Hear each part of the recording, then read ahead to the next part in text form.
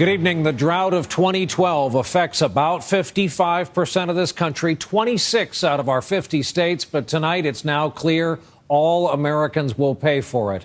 One scientist said today we're moving from a crisis to a horror story. He said there are fields of grain in this country that will produce zero crops this year.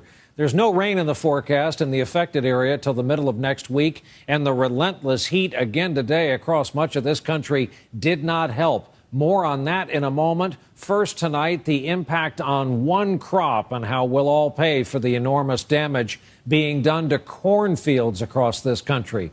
This is how Americans will pay the price for the worst drought in half a century. We begin our coverage tonight with NBC's Kevin Tibbles in Waterloo, Iowa. Kevin, good evening. Brian, this is about as dry as it gets. The farmer who planted this crop says he can only expect to get about 30% of the corn from this field than he did last year. In Dunkerton, Iowa, the stunted, brown-baked fields of corn tell it all. The worst drought in half a century is taking its toll. Just ask the farmers pulling in to sell stockpiled corn at the local grain co-op. What's your crop look like? Right now it's withering. Bob Kajewski is delivering last year's corn just to fulfill this year's contracts as the yield on his and other farms plummets. 33 years we've always had a crop, but it's not looking good right now.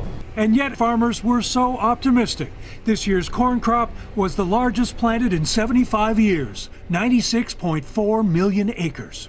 Now the nation's midsection is reeling with 94% of Kentucky's corn crop in trouble, mirrored in Missouri, Indiana, Illinois, and Kansas. We were set out to raise what we thought was probably the largest corn crop in the history of American agriculture, and yet now we're in a challenge of looking in some cases at no crop. And a reduced crop or no crop ripples throughout the economy. We're going to have to ration corn usage for feed, ethanol, livestock usage and everything.